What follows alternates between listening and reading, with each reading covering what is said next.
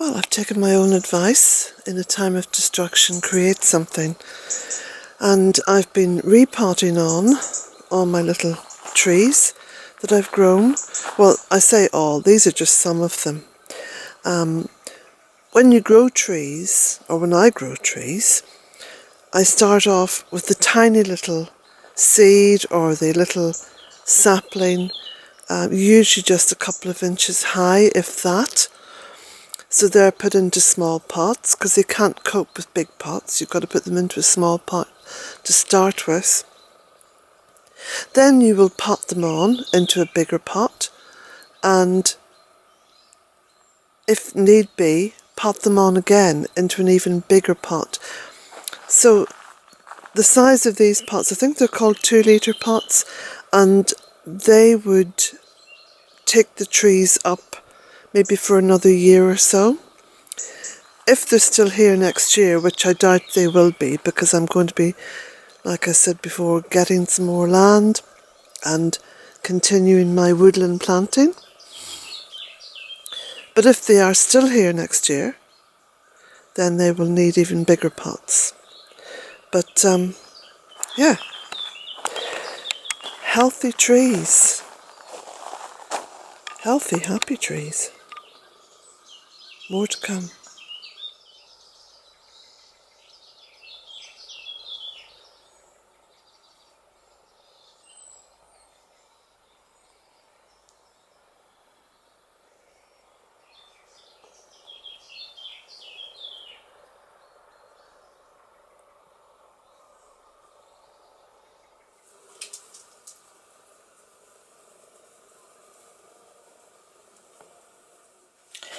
So I've been out picking some flowers in the garden from my little jug and bowl here. There's some gorgeous flowers. You know, it's something that we need to do more of. We need to grow flowers just for, well, obviously for the bees. But to be able to go out and pick a bouquet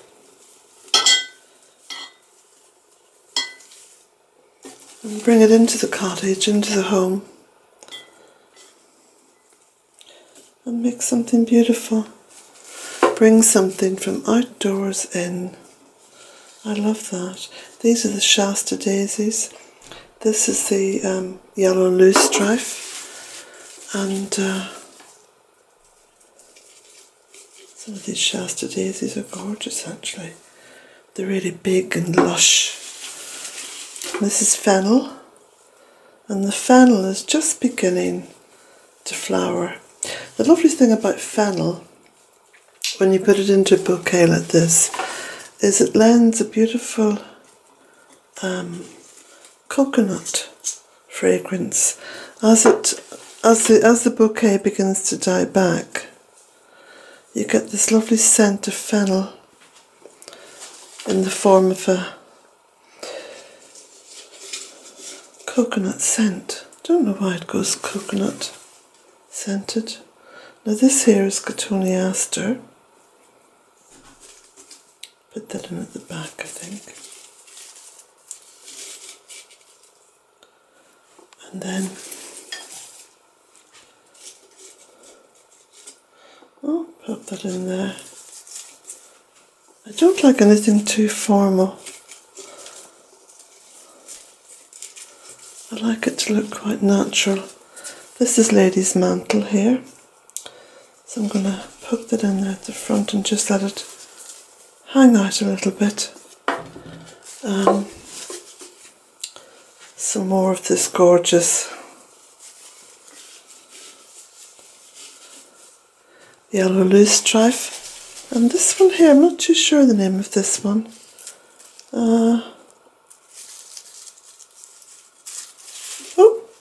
I think it's a form of campanula from the shape of the flowers anyway. Just get that in there at the back. And now, there, I think that looks gorgeous actually. Doesn't it look beautiful? Oh, Hang on, one more little bit of the Hebe, which is flowering. There we go. Look at that.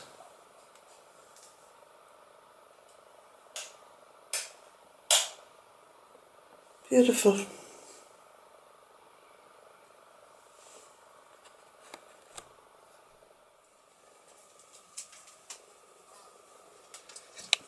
Lots and lots of little flies around today. I think there's kind of swathes of different insects come out at different times. And I've been doing lots of clearing out here as well, so there's a whole new sort of dynamic at play now. As some flowers pass over and others come into view, and in particular, just want to show you this beautiful poppy. Look at that. Isn't that just gorgeous? The beauty of what I do, for me, is the continual serving of the great goddess. The sowing, the nurturing, the planting, and eventually the creating of something, the co-creating of something, the co-creating of a garden or a woodland. But of course, it's work, it's good work, it's beautiful work, it's healthy work. It's work that relieves stress, takes away anxiety, leaves you feeling very much at one with the higher power in your life. So, been doing lots of weeding. I've got to get the wheelbarrow around and collect up all the detritus and take that to the compost heap.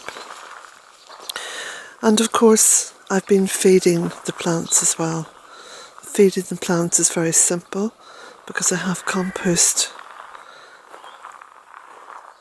But we're now entering into this kind of beautiful second phase of late summer here in the west of Ireland, which is about removing all the dead heads, or the seed heads, because some of these, of course, I do keep for seed, like this here. You just squeeze that. This is how you take the seed. Squeeze that. And there's the seed. See?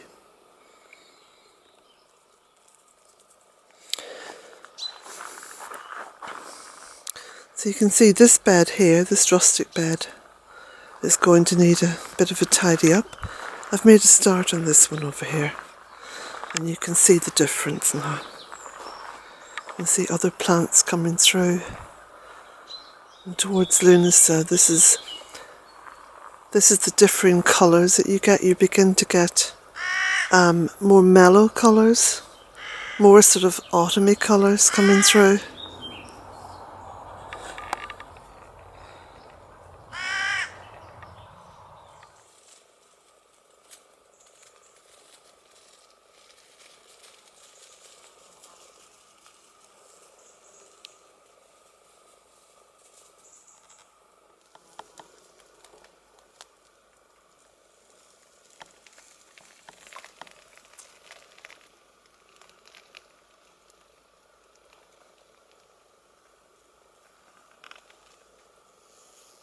A very good afternoon.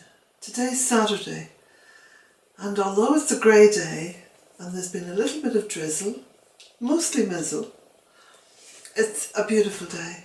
It's very still and very warm.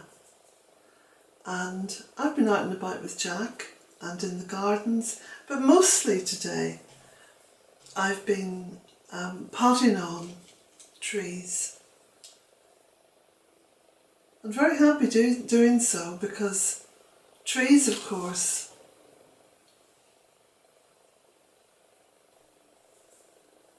are at the very centre of the Bealtaine project.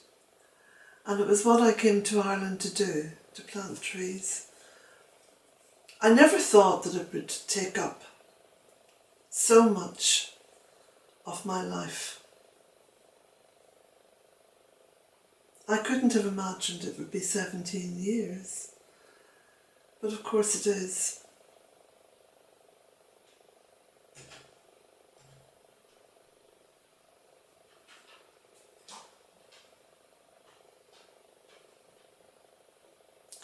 And I'm so looking forward to continuing the Bealtaine project. The Bealtaine project too.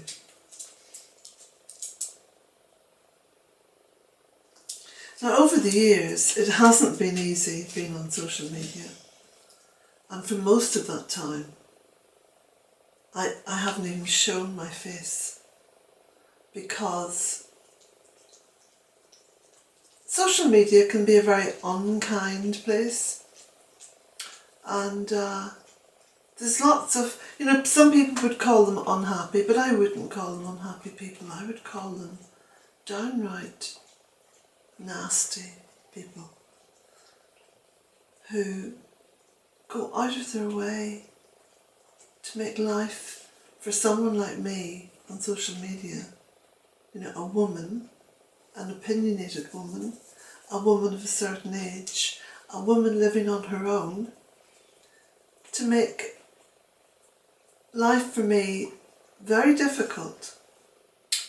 So I have a very short policy on YouTube and across social media in that if someone leaves a nasty comment, or sometimes it can be intelligently written, so it's passive aggressive, you know what I mean,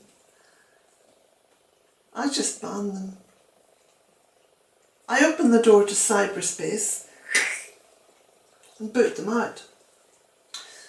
I think zero tolerance is the best thing on social media. And mainly because of one particular thing. If you're on Facebook, it's not as difficult because you can be traced. There's a traceability on Facebook. For all its problems, for all its criticisms from people, including myself, Facebook has a pretty good track and trace. It's easy to see who's posting what, and you can find out about them and, deal with it. YouTube, there's no track and trace. You can make up any name you like, open an account on YouTube, there's no traceability, and carry on being a downright nasty person. And there's no getting away from it. I mean, we can try to be kind, but I've always said, and I've always maintained, be kind to yourself first. Be kind to yourself first. And after that, then you can be kind to other people. Personally, I'm kind to animals first, and then I'm kind to myself, and then I would be kind to other people. But I think we need to expect more in terms of behaviour from people. And don't always be so forgiving, because I think that, women in particular are very forgiving, and you're just perceived as a doormat. You're perceived as a walkover. You're perceived as someone who doubts themselves.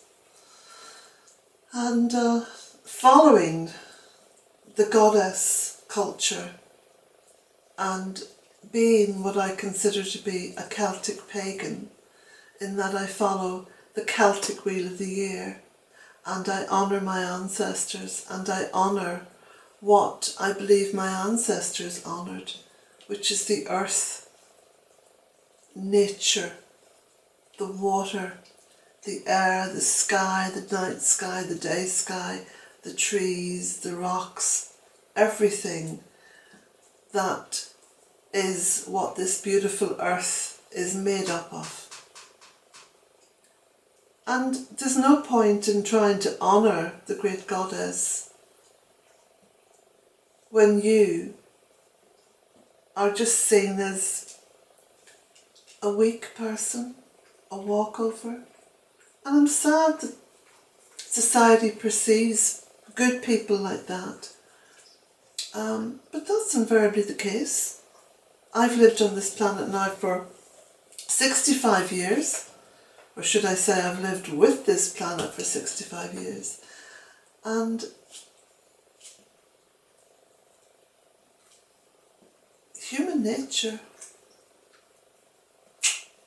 can be quite ugly. And if you want any testament to that, just look at the proliferation of wars and aggression and cruelty and never mind about the way we treat Mother Earth. So anyway, I'm going to be doing some little talks like this on my Patreon account, on my Patreon channel. And you're very welcome to pop over there.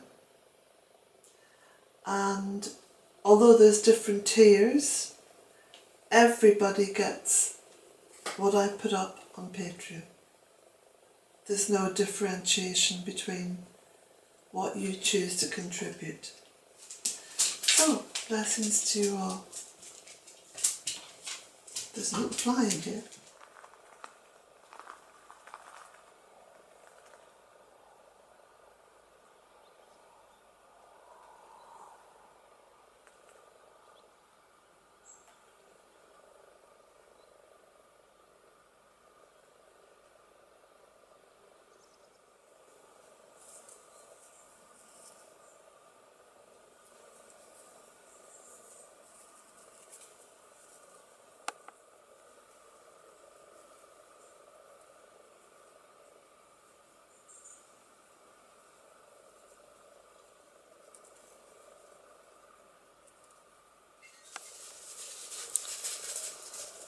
My big hanging basket full of lettuce is still thriving and giving me more and more. So it's almost 4 o'clock and I'm going to put this little video up and I'm going to leave it uploading whilst I go and pick up someone that I have to give a lift to. Because of course not everybody here in the west of Ireland has a car. So I quite often give lifts to certain people. So blessings to you all. People often ask me, how did Bealtaine Cottage look at the very beginning? Well, this was a photograph taken on the very first day that I saw it. But what I was looking at wasn't what you see here. I already had a vision in my head of how it would look. This was the driveway up to the cottage. You can see how bereft it is. And this was at late April, early May.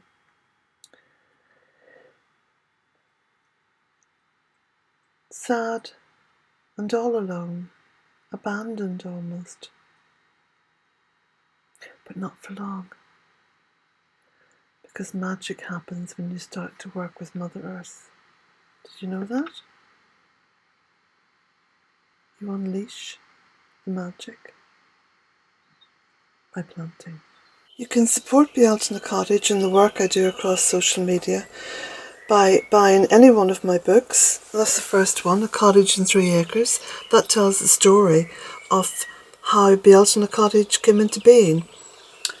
There are books, maps, a calendar printed each year and bumper stickers, and the link to purchasing any of these can be found below every video. All are printed here in Ireland in my local town, and all are posted from Ireland in my local post office.